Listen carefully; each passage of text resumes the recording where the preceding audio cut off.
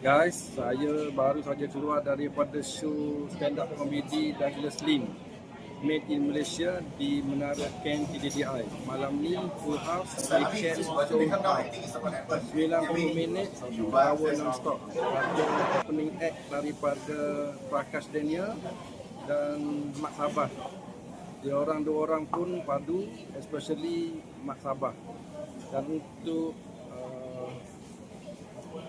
man of the show, the star of the show lah, Douglas Lim.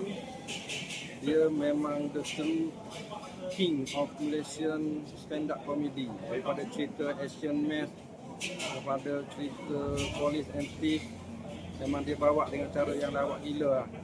Dan untuk saya yang first time datang ke show stand-up comedy ni, venue, the platform di Menara Ken TDDI ni memang ngam lah untuk show ni, dengan sound system, dengan experience di dalam auditorium tu, memang kita berpuas hati lah, puas hati. Dan besok 15 Jun, hari terakhir, ada 2 slot, 3.30 dengan 8.30. Kalau tengok dekat website, dua-dua slot ni pun memang dah sold out.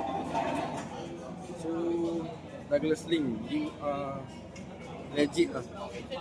Memang the true king of Malaysian stand-up comedy.